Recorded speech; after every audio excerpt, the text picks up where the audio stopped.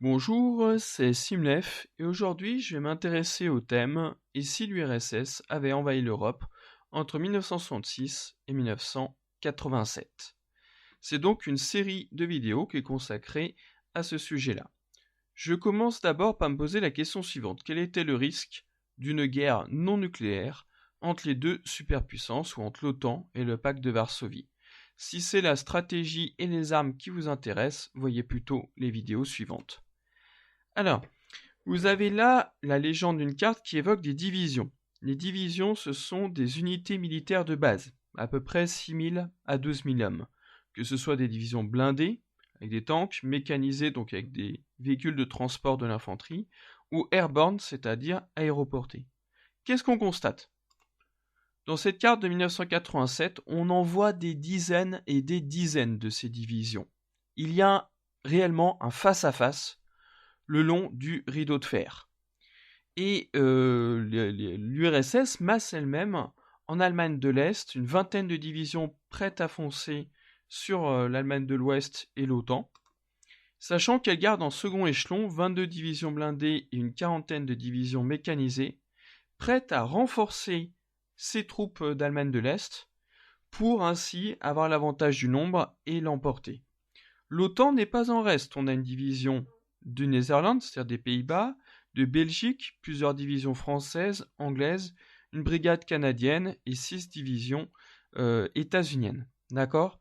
Donc chacun a massé ses troupes en Europe, prêt à attaquer l'autre, à lui foncer dessus. C'est ça déjà qui me fait dire qu'on n'est pas passé loin d'une guerre. Parce que vous avez deux armées qui se font face. Il n'aurait pas fallu une petite étincelle, comme l'attentat de Sarajevo par exemple, qui a déclenché la guerre de 14. Deuxième élément dans cette revue, Histoire et stratégie, dirigée notamment par Benoît Billan, on évoque quoi? Je vais souligner les passages importants. Des exercices gigantesques, comme en Biélorussie, puis également l'exercice Loug, puis encore d'autres exercices en 1974-1975. Ça veut dire quoi? Ça veut dire que chaque armée a pour obsession d'affronter les troupes du camp adverse et de s'y préparer, de s'y entraîner. Comme ça, lorsque la guerre éclatera, ils seront prêts. Ils seront au garde à vous, si vous voulez. Donc deux armées qui sont face, deux armées qui s'entraînent uniquement à une seule chose, à terrasser les troupes du camp d'en face. Ensuite, le même revue évoque parfois des généraux va-t-en-guerre, belliqueux, ce qui évoque aussi ce film que vous connaissez peut-être, Dr. Folamour, de Stanley Kubrick.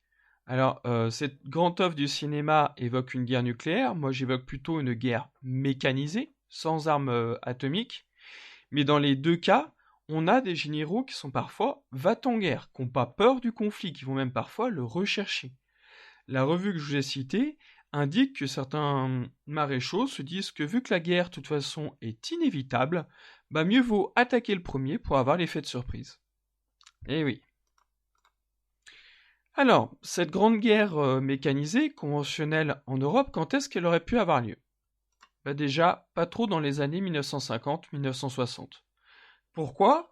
Parce qu'à cette époque-là, l'URSS est en retard, technologiquement parlant, dans différents domaines, notamment le domaine le plus important, celui des armes nucléaires. Elle a clairement moins d'ogives. 1967, plus de 30 000 ogives pour les Américains, aux environs de 8 000 pour la Russie. Donc les Russes sont clairement à la bourre. D'accord?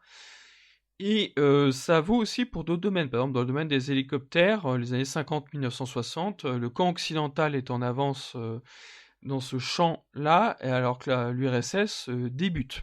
D'accord? Et je pourrais vous citer d'autres exemples. D'ailleurs, dans les années 1950-1960, la guerre est vue comme étant automatiquement nucléaire. Là, vous pouvez imaginer un front, et la percée des chars est envisagée uniquement accompagnée de frappes nucléaires tactiques, c'est-à-dire de frappes nucléaires locales, un peu comme une sorte de super artillerie, si vous voulez. Et d'ailleurs, les tanks russes, notamment les T-55, ont cette espèce d'embout entre le canon et la tourelle pour éviter que la radioactivité se diffuse à l'intérieur donc du char. C'est bien qu'on imagine une guerre dans un contexte de radiation, dans un contexte nucléaire. D'accord ? Du coup, moi, la guerre dont je vais vous parler, qu'on peut imaginer, celle qui oppose deux grandes forces mécanisées sans armes nucléaires, c'est surtout pour les années 1970-1980.